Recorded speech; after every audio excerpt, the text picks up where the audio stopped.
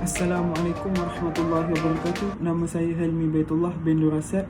Nombor matrik 13 DKM 18F1010. Saya merupakan pelajar semester akhir dalam Diploma Mechanical Engineering di Politeknik Sultan Nizam Zainal Abidin. Saya sedang menjalani latihan industri di Sony EMCS Bandar Baru Bangi bermula pada 1 Mac 2021 sehingga 16 Julai 2021. Saya akan menerangkan perjalanan latihan industri saya yang saya pecahkan kepada beberapa bab yang bermula daripada bab 1, pengenalan, bab kedua adalah latar belakang syarikat, bab 3 adalah ringkasan aktiviti mingguan, yang keempat adalah laporan teknikal, yang kelima adalah cadangan dan dapatan, dan akhir sekali ialah bab 6 yang merupakan kesimpulan. Saya akan memulakan pembentangan kali ini dengan bab yang pertama iaitu pengenalan. Latihan industri merupakan penilaian akhir kepada pelajar Politeknik, PSMZA dan Politeknik Malaysia sebelum menamatkan secara rasminya diploma dalam bidang masing-masing. Seterusnya, kita beralih kepada objektif latihan industri. Objektif yang pertama adalah mendedahkan pelajar kepada suasana alam pekerjaan yang sebenar. Yang kedua adalah meningkatkan kebolehan para pelajar ketika menjalani latihan industri. Yang keempat adalah menanamkan sifat kerjasama dalam pasukan. Hal ini kerana semasa berada di latihan industri, saya bekerja dalam berpasukan bersama rakan-rakan saya yang lain. Yang terakhir sekali adalah menanamkan sifat amanah dan tanggungjawab terhadap tugasan yang diberikan. Seterusnya, kita pergi kepada tugasan dan projek. Semasa berada di Sony EMCS Bandar Baru Bangi, saya ditempatkan di Department Quality Assurance. Ketika berada di Department Quality Assurance, tugasan yang telah diberikan kepada saya adalah seperti meneliti struktur TV, meneliti kekemasan packaging TV, dan akhir sekali menentukan kualiti TV yang telah dihasilkan oleh kru production. Tugasan ini melibatkan saya untuk meneliti beberapa jenis TV yang berlainan saiz dan berlainan jenis, yang memerlukan saya untuk melakukan tugasan ini secara berhati-hati kerana setiap TV yang telah dikeluarkan adalah tinggi nilai harganya. Semasa berada di Quality Assurance, saya telah dilatih oleh beberapa orang in charge dan supervisor, antaranya Encik Najib, Encik Zulhazmi, Encik Shahabuddin, Encik Zainuddin dan akhir sekali Encik Syukri. Mereka telah mengajarkan saya banyak ilmu tentang tugasan yang telah diberikan kepada saya.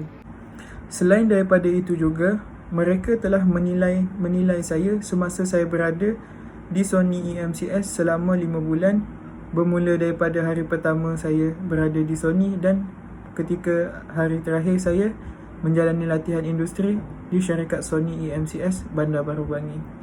Mereka telah mengajarkan saya banyak ilmu yang berguna kepada saya sehingga saya dapat menjalankan tugas dengan betul dan tepat pada masanya. Seterusnya, kita beralih kepada bab 2 yang menceritakan tentang latar belakang dan sejarah syarikat. Yang pertama sekali ialah syarikat Sony adalah merupakan syarikat yang berasal daripada Jepun. Antara produk keluaran syarikat Sony adalah seperti TV, radio, telefon dan video game yang telah wujud selepas Perang Dunia Kedua. Seterusnya adalah sejarah penubuhan syarikat Sony. Syarikat Sony telah ditubuhkan selepas Perang Dunia Kedua pada tahun 1946 di Tokyo dengan nama asalnya ialah Telecommunication Engineering Corporation. Terdapat dua pengasas Sony EMCS iaitu Masaru Ibuka dan Akio Morita. Syarikat Sony telah mencipta banyak produk yang telah mencipta sejarah di dunia, seperti telah mencipta TV berwarna yang pertama pada tahun 1968, yang kedua adalah kaset video pada tahun 1971, dan yang ketiga adalah yang menjadi kegilaan pada zamannya iaitu Walkman yang boleh mengeluarkan lagu seperti radio pada tahun 1979, dan akhir sekali adalah CD game pertama di dunia pada tahun 1982. Hal ini telah menunjukkan kita bahawa syarikat Sony EMCS adalah antara syarikat pengeluar alatan elektronik yang pertama di dunia. Syarikat Sony telah menggemparkan dunia sekali lagi pada tahun 2020 apabila telah merasmikan PlayStation 5 ataupun yang dikenali sebagai PS5 pada tahun 2020 yang telah menjadi tumpuan dunia ketika itu. Akhir sekali, sebagai penutup perbincangan dalam bab 2, kita akan menerangkan visi dan misi syarikat Sony EMCS. Visi syarikat Sony ialah menjadi perusahaan terbesar elektronik di dunia. Seterusnya adalah misi syarikat Sony, iaitu memperkuat mutu kualiti produk elektronik yang berdaya manusia, yang berpotensi dan menghasilkan produk yang memuaskan pengguna. Seterusnya kita beralih kepada bab 3 yang merupakan ringkasan aktiviti mingguan. Dalam bab ini menerangkan secara ringkas tentang aktiviti dan tugasan yang saya lakukan selama 20 minggu ketika berada di Quality Assurance Sony EMCS Bandar Baru Bangi. Semasa menjalani latihan industri, saya bekerja pada waktu pejabat bermula pada Isnin sehingga Jumaat, iaitu pada pukul 8 pagi sehingga pukul 5.30 petang. Seterusnya, antara tugas-tugasan dan aktiviti yang saya lakukan adalah aktiviti pertama ialah GI. GI merupakan di mana saya perlu meneliti setiap TV yang telah siap dikeluarkan oleh kru production dan membawa TV tersebut ke workshop untuk diteliti dan dilakukan penilaian. Seterusnya adalah tugasan egging. Egging adalah merupakan tugasan seperti GI tetapi lebih mendalam apabila kita perlu membiarkan TV hidup secara lebih lama sehingga 2-3 hari dan akan mengambil keputusan selepas 2-3 hari dan menyerahkan keputusan tersebut kepada supervisor atau PIC. Hal ini dilakukan untuk menguji ketahanan TV sekiranya berlaku sebarang kerosakan ataupun tidak keberfungsian TV yang telah dihasilkan oleh kru production. Aktiviti yang ketiga adalah borrow. Borrow merupakan meminjam TV set yang telah siap dikeluarkan oleh production untuk dibawa ke workshop untuk dilakukan penilaian dan kajian setelah TV disiapkan. Aktiviti keempat adalah return. Return adalah proses selepas memborrow TV daripada production. TV yang telah diborrow atau dipinjam daripada production perlu dipulangkan kembali kepada production pada tarikh yang telah ditetapkan dan aktiviti tersebut adalah dipanggil return. Aktiviti yang terakhir adalah chamber, iaitu kita meletakkan TV ke dalam chamber tersebut untuk dilakukan live test. Live test ini memerlukan dua suhu, iaitu suhu panas dan suhu sejuk pada tahap negatif untuk menguji ketahanan TV dan akan diambil keputusannya setelah proses ini tamat. Hal ini dilakukan untuk menguji ketahanan struktur TV dan keberfungsian TV apabila berada di suhu panas dan suhu sejuk. Secara kesimpulannya daripada bab 3, aktiviti dan tugasan-tugasan yang telah saya nyatakan, aktiviti dan tugasan tersebut merupakan aktiviti yang kerap kali dan sering saya lakukan ketika berada di Sony EMCS selama 20 minggu. Seterusnya kita beralih kepada bab 4. Bab 4 adalah merupakan laporan teknikal. Aktiviti yang saya pilih untuk saya huraikan lebih dalam lagi iaitu aktiviti GI. Semasa melakukan aktiviti GI ini, saya telah menggunakan set TV 75 inci untuk dilakukan GI terhadapnya. Jadi saya akan menerangkan sedikit sebanyak langkah-langkah untuk proses GI. Anda boleh lihat pada slide yang telah saya sediakan.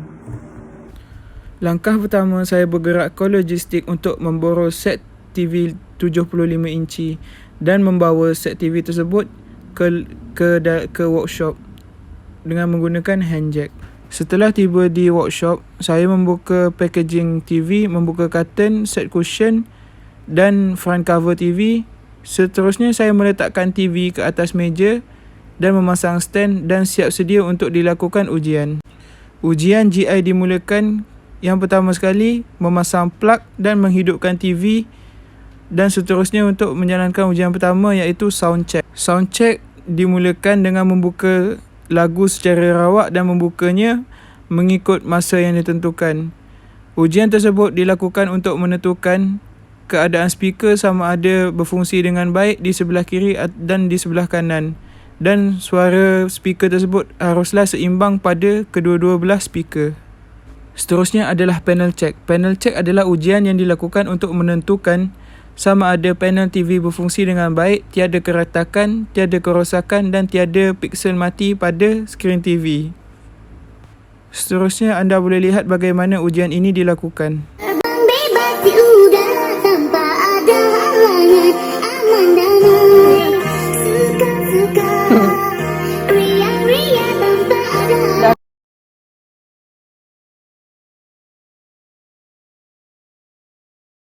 Secara kesimpulannya, melalui bab 4 yang telah saya kemukakan tadi, aktiviti JI ini adalah mengandungi dua tujuan utama, iaitu untuk panel check dan sound check. Untuk panel check adalah untuk meneliti jika terdapat sebarang kerosakan pada panel ataupun panel tidak menyala, panel rosak ataupun terdapat dot pada panel.